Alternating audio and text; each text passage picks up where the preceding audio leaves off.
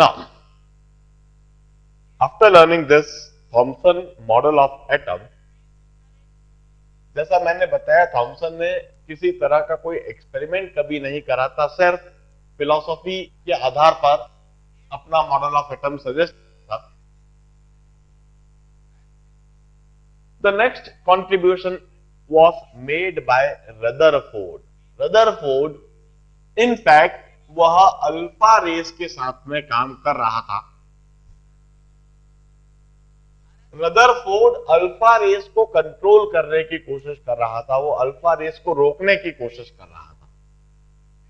उस समय तक रेडियो एक्टिविटी डिस्कवर हो चुकी थी.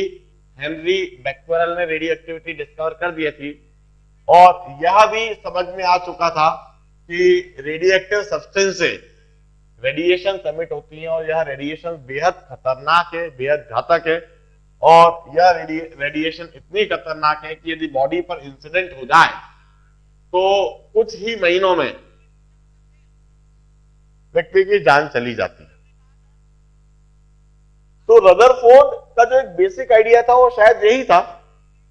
वो तो कोशिश कर रहा था कि रेडियो एक्टिव सब्सटेंस से निकलने वाली रेडिएशंस को रोकने की, उनको कंट्रोल करने की, और उन्हें कंट्रोल करने के लिए वह ढूंढने की कोशिश कर रहा था कि किस मेटल से इन रेडिएशंस को रोका जा सकता है. ये बात समझ में आ चुकी थी. एक तो लेड है हेवीएस्ट मेटल जिससे रोका जा सकता है, मगर लेड की अवेलेबिलिटी कोई बहुत ज्यादा नहीं होती है. उसने, जैसा मैंने न्यूक्लियस चैप्टर में भी समझाया था, उसने लेड बॉक्स में रेडियो एक्टिव सब्सटेंस को रखा. इस तरह के लेड बॉक्स में रेडियो एक्टिव सब्सटेंस को रखा. यह 8 से 10 सेंटीमीटर मोटा लेड बॉक्स है. मैं वहां एक्सपेरिमेंट एक बार रिकॉल करा दूंगा. इस तरह का लेड बॉक्स लिया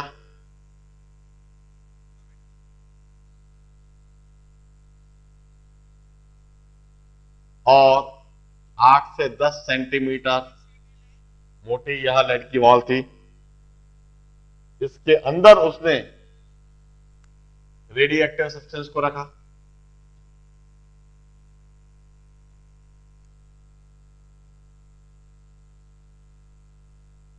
और इसके सामने उसने अलग अलग मेटल्स को रखा. कभी गोल्ड की फॉइल, कभी सिल्वर की फॉइल, कभी एल्यूमिनियम की foil. And he observe most of the alpha rays goes undeviated. अधिकतर अल्फा रेस तो अनडिविएटेड गई, जबकि कुछ अल्फा रेस डिविएट हो गई. 200 में से एक अल्फा रेस डिविएट हुई और 20,000 में से एक अल्फा रे रिबाउंड हो गई. This was observe by Rutherford.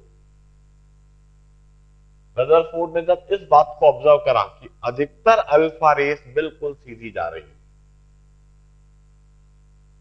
और 200 में से एक अल्फा रे अपने पाथ से डिविएट हो रही है और 20,000 में से एक अल्फा रे रिबाउंड हो रही है.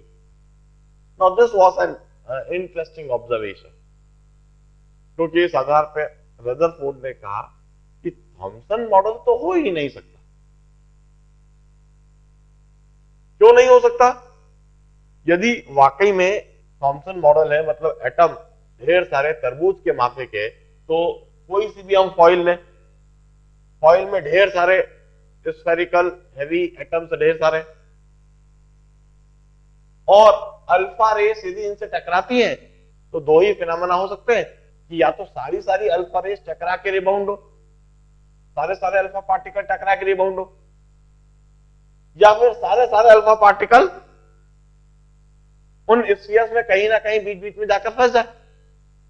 ऐसा नहीं हो सकता कि अधिकतर अल्फा पार्टिकल तो अनडिविएटेड सीधे निकल गए और कुछ अल्फा पार्टिकल ऐसे डिविएट हो रहे हैं और कुछ ऐसे रिबाउंड हो रहे हैं. ऐसा नहीं हो सकता. From this observation, Rutherford concluded that atom must consist of large vacant space. Atom के अंदर ढेर सारी वैकेंट स्पेस होना चाहिए, तभी अधिकतर अल्फा पार्टिकल बिल्कुल सीधे सीधे अनडिविएटेड जाएंगे। और 200 में से एक अल्फा रेखा डिविएट होना, इसका क्या मतलब है? अल्फा पार्टिकल्स के पास पॉजिटिव चार्ज, इन पॉजिटिव चार्ज पार्टिकल का डिविएशन हो रहा है। ऐसा तभी हो सकेगा जब यह पॉजिटिव चार्ज पार्टिकल किसी दूसरे पॉजिटिवली चार्ज पार्टिकल के करीब से पास हो रहे हो, तो उन दोनों में रिपल्शन होएगा ऑलरेडी, और अल्फा पार्टिकल डिविएट हो जाएंगे। 20,000 में से एक अल्फा पार्टिकल का रिबाउंड होने का क्या मतलब है? इसका मतलब है कि वो जो पॉजिटिवली चार्ज पार्टिकल है वो बहुत भारी है, उसका वजन बहुत ज्यादा है, और इतने अधिक वजन के होने से यदि कोई अल्फा पार्टिकल सीधा सीधा उस पार्ट से टकरा जाए तो रिबाउंड हो जाएगा। From this observation Rutherford concluded that atom must consist of a central body which must be massive and heavily positive charged। क्योंकि यह एक सेंट्रल बॉडी है और उसने कहा कि उसके ऊपर पॉजिटिव चार्ज है, इसका मतलब इलेक्ट्रॉन इस सेंट्रल बॉडी से बाहर होने चाहिए।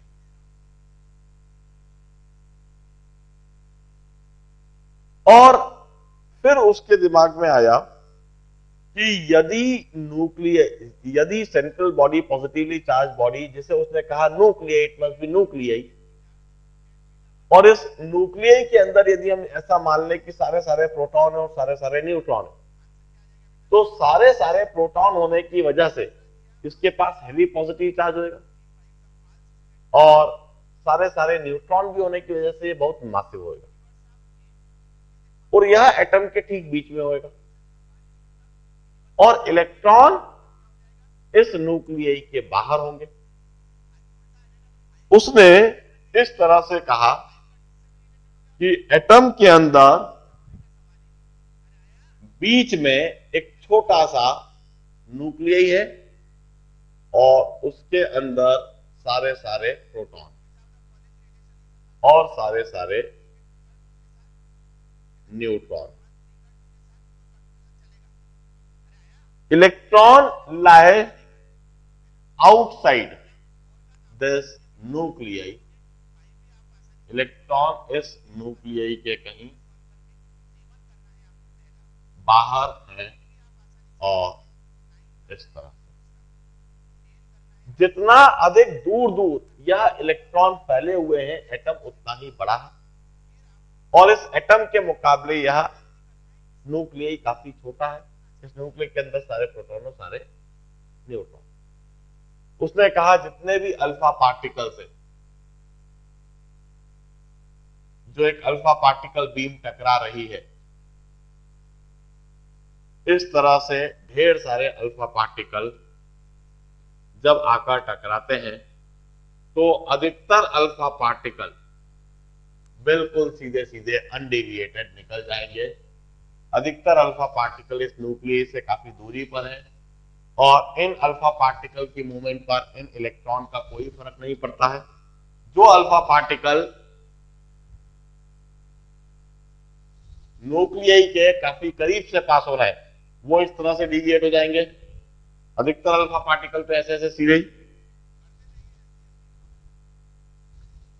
और जो अल्फा पार्टिकल सीधा न्यूक्लियई से जाकर टकरा रहे हैं, वो इस तरह से रिबाउंड हो जाएंगे। सीधा न्यूक्लियई से टकराने वाले अल्फा पार्टिकल 20,000 में से एक होगा।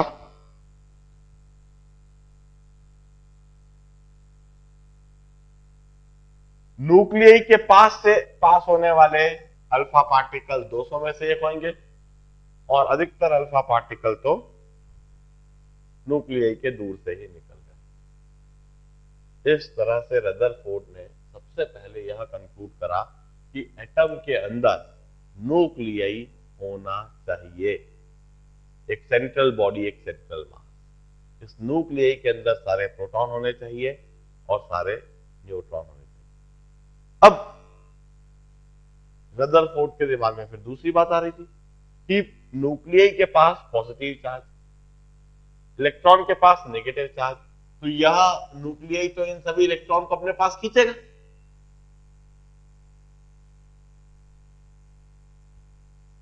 तो ये इलेक्ट्रॉन स्टेशनरी कैसे?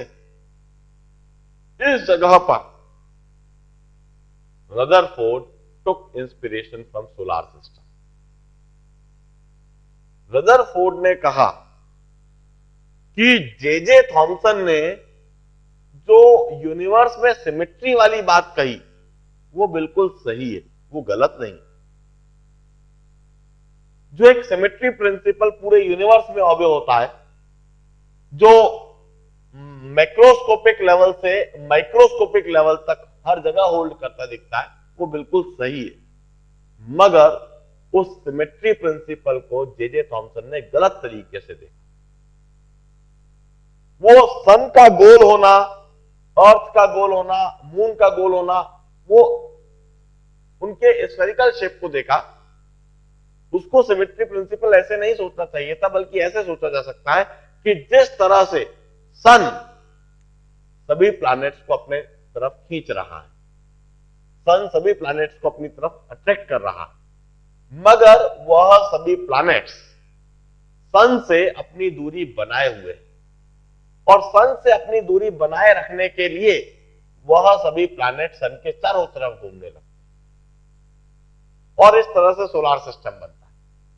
बिल्कुल इसी तरह से ये जो हम सिस्टम देख रहे हैं मैक्रोस्कोपिक लेवल पर, बिल्कुल इसी तरह की सिचुएशन माइक्रोस्कोपिक व्यू में एटम के अंदर न्यूक्लियाई और इलेक्ट्रॉन्स के बीच में सोची जा सकती है। उसने कहा यह न्यूक्लियाई इन सभी इलेक्ट्रॉन को अपनी तरफ खींच रहा है, मगर यह इलेक्ट्रॉन न्यूक्लियाई से अपनी दूरी बनाए रखेंगे, और अपनी उस दूरी को बनाए रखने के लिए यह इलेक्ट्रॉन इस न्यूक्लियाई के चारों तरफ घूमने लगेंगे। यदि यह एक न्यूक्लियाई है जिसमें सारे प्रोटॉन्स हैं और सारे न्यूट्रॉन्स हैं, तो कोई सा भी एक इलेक्ट्रॉन जो न्यूक्लियाई के बाहर है वह स्थिर रहने के बजाय न्यूक्लियाई के चारों तरफ घूमेगा। न्यूक्लियाई के चारों तरफ घूमता हुआ यह इलेक्ट्रॉन, जिसका मास m है और जिसकी वेलोसिटी v है, यह न्यूक्लियाई से किसी दूरी r पर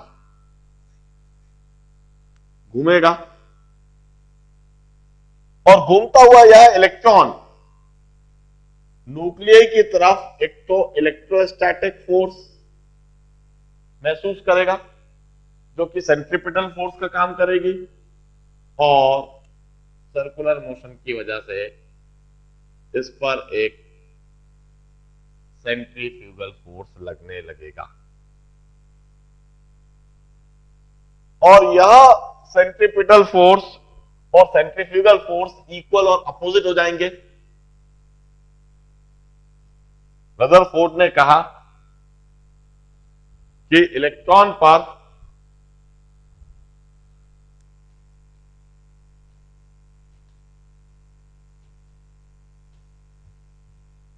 सेंट्रीपिटल फोर्स 1/4πε0, और that would be electrostatic force. In fact मैं पहले ऐसे लिखता हूं, it would be electrostatic force and it's 1/4πε0 into plus ZE into E by R square. और उस इलेक्ट्रॉन पर सेंट्रीफ्यूगल फोर्स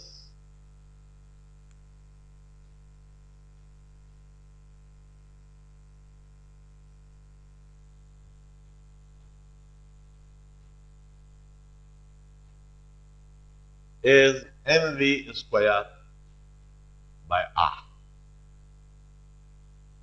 और किसी भी इलेक्ट्रॉन पर यह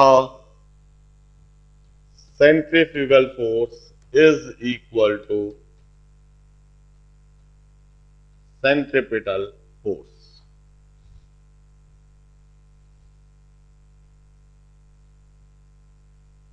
this was the concept suggested by Rutherford through this experiment। अपने इस एक्सपेरिमेंट के आधार पर रदरफोर्ड ने यह कंसेप्ट सजेस्ट करा regarding the model of atom. मगर जब रदरफोर्ड अपने इस कंसेप्ट को समझा रहा था तो उस समय नील बोर बड़े ध्यान से कंसेप्ट को सुन रहा था। जेम्स क्लार्क मैक्सवेल एक तीसरा पर्सन था। जेम्स क्लार्क मैक्सवेल ने एक बात डेमोन्स्ट्रेट करके दिखा दी थी। उसको उस समय पता नहीं था कि ऐसा क्यों होता है, काहे को होता है, मगर उसने ये बात डेमोन्स्ट्रेट कर दी थी कि यदि यह एक चार्ज पार्टिकल है और यह कोई दूसरा चार्ज पार्टिकल है और इस चार्ज पार्टिकल के रेस्पेक्ट में जब यह चार्ज पार्टिकल रिलेटिव मोशन करता है रैंडम तरीके से, तो एक चार्ज पार्टिकल के रेस्पेक्ट में दूसरा चार्ज पार्टिकल यदि रिलेटिव मोशन करने लगे रैंडम तरीके से तो वो एनर्जी रेडिएट करने लगता है, वो रेस एमिट करने लगता है। ये बात जेम्स क्लार्क मैक्सवेल ने डेमोन्स्ट्रेट कर दी थी। नील बोर ने रदरफोर्ड से बस यही कहा कि आपका जो न्यूक्लियई है वह एक चार्ज पार्टिकल है और उसके पास है 10 जेडी चार्ज, और आपका जो इलेक्ट्रॉन है वह भी एक चार्ज पार्टिकल है, उसके पास है माइनस ई चार्ज। जब यह चार्ज पार्टिकल दूसरे चार्ज पार्टिकल के रेस्पेक्ट में रिलेटिव मोशन करेगा और कोई भी रैंडम रेडियस रखते हुए उसके चारों तरफ घूमेगा, तो ऐसी स्थिति में यह पूरा सिस्टम एनर्जी रेडिएट करने लगेगा, इससे रेडिएशंस एमिट होने लगेंगी और रेडिएशंस एमिट करते हुए एनर्जी लूज करते हुए धीरे धीरे यह इलेक्ट्रॉन न्यूक्लियस के करीब आने लगेगा और करीब आता हुआ यह इलेक्ट्रॉन अल्टीमेटली न्यूक्लियस के अंदर समा जाएगा। ऐसा इसलिए क्योंकि यह सिस्टम एनर्जी रेडिएट करेगा। रदरफोर्ड ने नील बोर की बात मान ली क्योंकि नील बोर गलत नहीं कह रहा था। यह फिनोमेना वाकई में होता है। इस फिनोमेना की वजह भले ही उस समय उनको पता नहीं थी, मगर यह फिनोमेना प्रैक्टिकली करके देख लिया गया था और ऐसा होता है। तो जो चीज होती हुई दिख रही है उसे तो मानना ही पड़ेगा, भले ही आपको उसकी वजह समझ में नहीं आ रही है, मगर होती हुई तो दिख रही है। रदरफोर्ड ने अपनी गलती उसी समय एक्सेप्ट कर ली। रदरफोर्ड ने कह दिया कि हां, इस एस्पेक्ट की तरफ मैंने कभी नहीं सोचा। रदरफोर्ड का यह मॉडल ऑफ एटम फेल हो गया।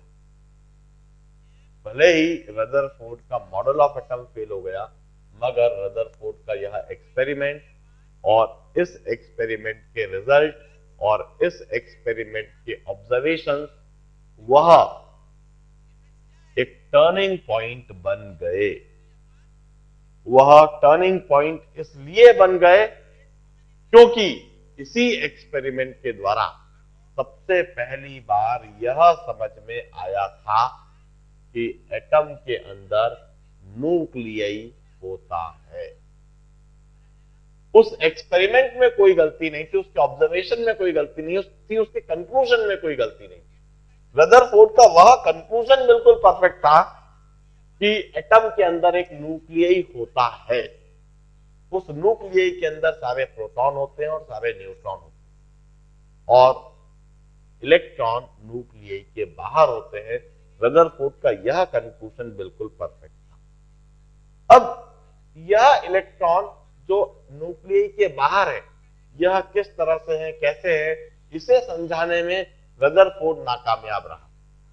रदरफोर्ड ने सबसे बड़ी गलती कर दी थी वो यह थी कि रदरफोर्ड ने यह कह दिया कि electron revolve round the nuclei in any orbit such that this expression holds। शायद यह सबसे बड़ी गलती थी कि रदरफोर्ड ने कह दिया एनी ऑर्बिट, इलेक्ट्रॉन में revolve round the nuclei in any orbit. ये जो उसने इलेक्ट्रॉन को एक आजादी दे दी कि इलेक्ट्रॉन किसी भी ऑर्बिट में घूम सकता है, ये ही सबसे बड़ी रदरफोर्ड की गलती थी। Anyway, Rutherford model of atom तो फेल हो गया, मगर उसका यह एक्सपेरिमेंट तो हमेशा के लिए किताबों के पन्नों में आ गया।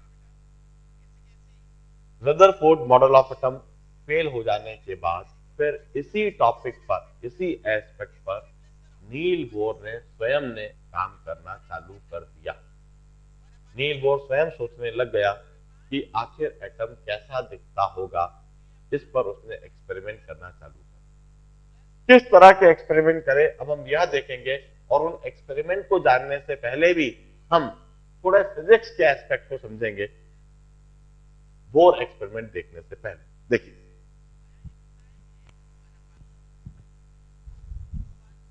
देखिए, अब बोर मॉडल समझने से पहले हम कुछ फिजिक्स के कुछ कंसेप्ट को हम पहले रिकॉल कर लेते हैं। फिजिक्स के कंसेप्ट को यदि हम प्रॉपरली रिकॉल नहीं करेंगे तो हमें एक्सपेरिमेंट समझ में नहीं आएगा, उसके कंक्लूजन समझ में नहीं आएंगे। सबसे पहले, यह एक थिन प्रिज्म है। इस प्रिज्म का एंगल ए है, यह एक थिन प्रिज्म, इस प्रिज्म का एंगल ए। इस पर यदि कोई लाइट रे इंसिडेंट की जाए तो वह लाइट रे अपने ओरिजिनल पाथ पर जाने के बजाय डिविएट हो जाती है, एंड डिविएशन ऑफ लाइट रे is given by A into mu minus 1. Here mu is refractive index of the prism material. This is for thin prism.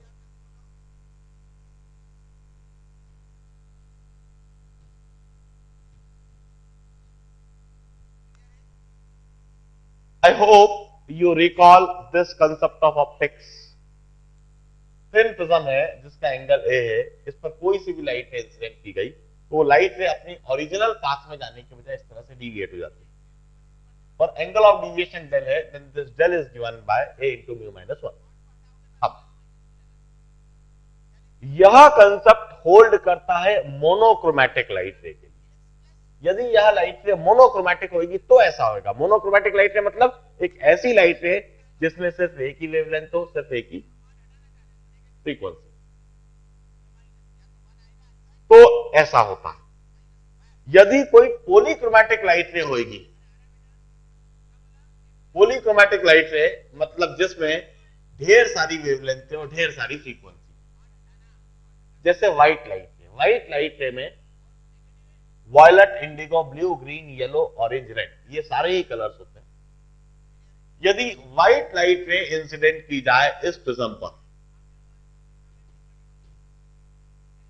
White ray incident की जाए तो वह व्हाइट लाइट रे या कोई सी भी लाइट रे अपने कंस्टिट्यूएंट कलर्स में इस तरह से डिवाइड हो जाती है। ऐसा इसलिए होता है क्योंकि किसी भी प्रिज्म मटेरियल का रिफ्रैक्टिव इंडेक्स फिक्स या कांस्टेंट वैल्यू नहीं होती। किसी भी प्रिज्म मटेरियल का रिफ्रैक्टिव इंडेक्स वो अलग अलग वेवलेंथ के लिए अलग अलग होता है। जैसे हमने कहा यह प्रिज्म मटेरियल का रिफ्रैक्टिव इंडेक्स म्यू, ऐसा नहीं, म्यू फिक्स वैल्यू नहीं, अलग अलग कलर्स के लिए अलग अलग वेवलेंथ के लिए रिफ्रैक्टिव इंडेक्स की value it's given by this rule. Refractive index of any prism material is given by a plus b by lambda square। और फिर हम कहते हैं जिसका वेवलेंथ ज्यादा होगा, यदि वेवलेंथ ज्यादा है तो उसके लिए रिफ्रैक्टिव इंडेक्स कम होएगा, because refractive index is inversely proportional to square of wavelength. तो वेवलेंथ यदि ज्यादा होगा तो रिफ्रैक्टिव इंडेक्स कम होगा, और रिफ्रैक्टिव इंडेक्स कम होगा तो डिविएशन कम होगा।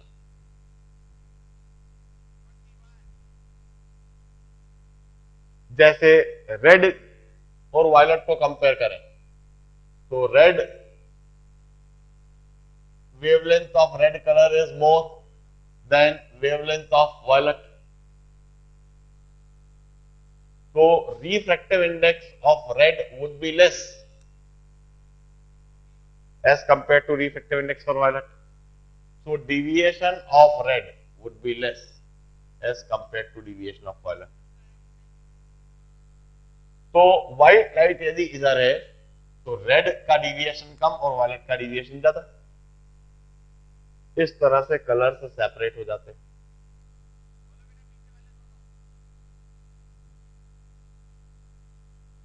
अब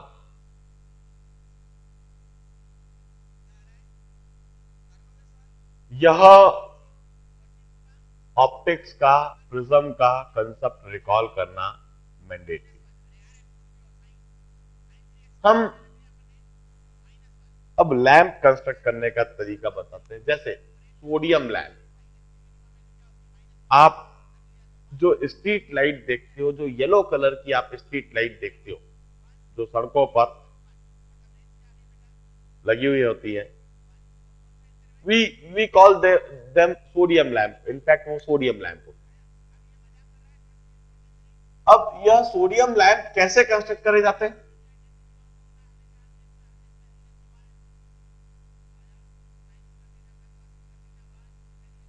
एक filament, this filament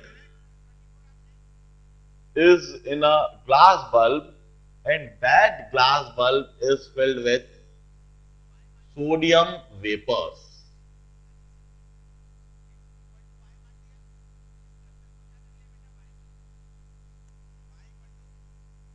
The sodium lamp, एक फिलामेंट है बीच में, इस फिलामेंट से करंट पास करेंगे, यह फिलामेंट गर्म होएगा, गर्म होकर ढेर सारे फोटॉन्स एमिट करेगा और इस बल्ब के अंदर सोडियम वेपर्स है, वो फोटॉन सोडियम वेपर्स के द्वारा एब्जॉर्ब होंगे और सोडियम वेपर्स फिर रेस को बाहर एमिट करेंगे। इसे हम सोडियम लैंप कहते हैं। हम क्या करते हैं,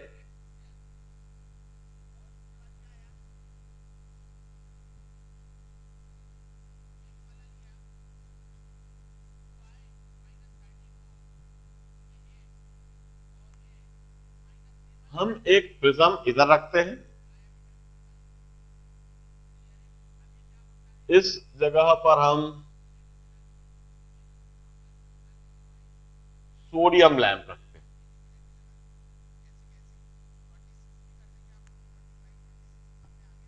और इस तरह से सोडियम लैंप से आती हुई रेस प्रिज्म पर टकराती है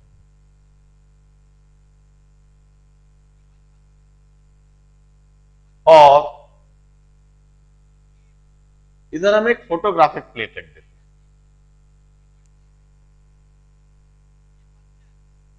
हम क्या ऑब्जर्व करते हैं कि यह जो रेस है सोडियम लैंप से एमिट होकर जब वहां प्रिज्म के द्वारा रिफ्रैक्ट हुई तो वहां पर सिर्फ 2 लाइट रेडिएशंस ही आएंगी और फोटोग्राफिक फिल्म सिर्फ 2 जगह पर डार्केंड होगी। फोटोग्राफिक फिल्म पर यदि रेडिएशंस इंसिडेंट होती है तो उसका डार्कनिंग हो जाता है। सिर्फ फोटोग्राफिक प्लेट पर 2 ही स्पॉट बनेंगे। फोटोग्राफिक प्लेट पर सिर्फ 2 स्पॉट का बनना, इसका क्या मतलब है? हम इस बात को समझने की कोशिश करें।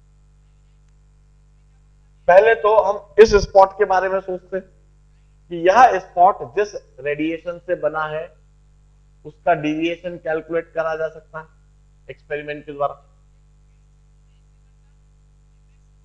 यह डिविएशन हम कैलकुलेट कर सकते हैं, एक्सपेरिमेंटली इसको मेजर कर सकते हैं इनफैक्ट। और यदि हमने इसको एक्सपेरिमेंटली मेजर कर लिया तो इस डिविएशन की वैल्यू को हम a इंटू म्यू माइनस 1 इस एक्सप्रेशन में सब्स्टिट्यूट कर दें। एंगल ऑफ प्रिज्म तो हमें पता ही है, जो प्रिज्म हमने इस्तेमाल करा उसका एंगल हमें पता है। डिविएशन हमने एक्सपेरिमेंटली मेजर कर लिया, इससे हमें म्यू पता लग जाएगा और म्यू को फिर हम इस एक्सप्रेशन में सब्स्टिट्यूट कर दें, mu equal to a plus b by lambda square. तो इससे हमें लेमडा पता लग जाएगा। This is that wavelength which is being emitted by sodium lamp. Sodium lamp जो वेवलेंथ एमिट कर रहा है हमें वह पता लग जाएगा। हम क्या देखते हैं कि सोडियम लैंप में 2 ही वेवलेंथ एमिट हो रही है। दोनों वेवलेंथ के लिए हम del 1 भी निकाल ले, del 2 भी निकाल ले। del 1 से हम lambda 1 म्यू 1 और म्यू 2 निकाल ले और उससे lambda 1 lambda 2। we'll find one of the wavelength is 5890 Armstrong and another wavelength is 5895 Armstrong.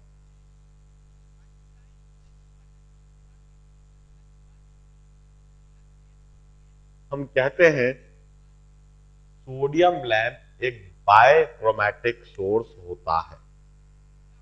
Sodium lamp एक बायक्रोमैटिक सोर्स है। बायक्रोमैटिक सोर्स मतलब which emit 2 wavelength only। वो दोनों ही वेवलेंथ येलो कलर की होती है, इसीलिए सोडियम लैंप से आने वाली रेस आपको पीली कलर की दिखाई देती है, इसीलिए स्ट्रीट लाइट येलो कलर की आपको दिखाई देती है। और वो जो दोनों वेवलेंथ है वो कितनी है? 5890 आर्मस्ट्रांग और दूसरी है 5895 आर्मस्ट्रांग। ये 2 वेवलेंथ सोडियम लैंप से बाहर आती है। क्यों आती है, कैसे आती है, काहे को आती है, सब बात की बात। अभी तो हम सिर्फ इतनी बात जानते हैं कि हमने सोडियम लैंप से आने वाली रेस को प्रिज्म पर इंसिडेंट करवाया, प्रिज्म पर इंसिडेंट करा के उनको रिफ्रैक्ट कराया, रिफ्रैक्शन के साथ उन्हें डिस्पर्स कराया। डिस्पर्स जब कराया तो हमको वहां पर सिर्फ 2 ही लाइन दिखी। उन दोनों लाइन के लिए हमने डिविएशन कैलकुलेट करा, उसके लिए हमने म्यू कैलकुलेट करा, म्यू कैलकुलेट करके हमने लैम्डा कैलकुलेट करा और लैम्डा कैलकुलेट करके वैल्यू आई और हम यह समझ गए कि सोडियम लैंप में सिर्फ 2 ही वेवलेंथ है जो कि बायक्रोमैटिक। इसी तरीके से होता है मर्क्यूरी लैंप। इसी तरीके से मर्क्यूरी लैंप,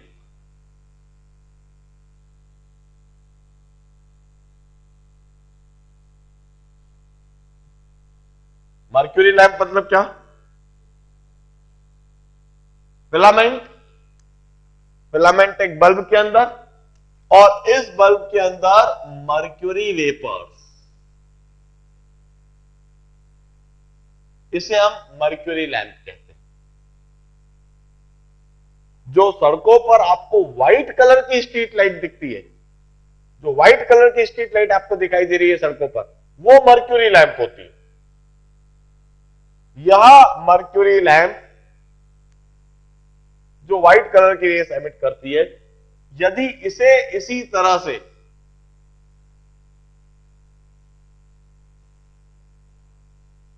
इससे आने वाली रेस को प्रिज्म पर इंसिडेंट करा जाए और इसका स्पेक्ट्रम बनाया जाए, हम पाएंगे इसमें ढेर सारी वेवलेंथ आती है और यह सारी वेवलेंथ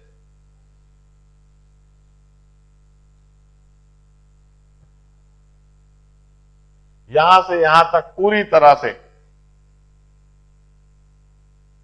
यह डार्केन दिखेगा